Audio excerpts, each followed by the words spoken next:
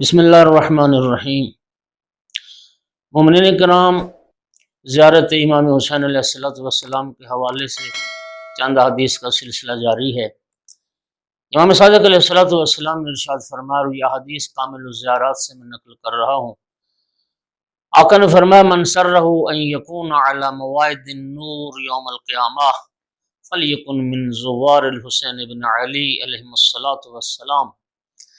فرمایا کہ جو شخص یہ چاہتا ہے کہ وہ قیامت کے دن جو نور کے دسترخوان ہیں ان پر بیٹھے، ان سے مستفید ہو، قیامت کے دن نور کے دسترخوان پر انہیں بیٹھنے دیا جائے، تو اس کو چاہیے کہ امام حسین ابن علی علیہ السلام کی زیارت کے لیے کربلا جائے۔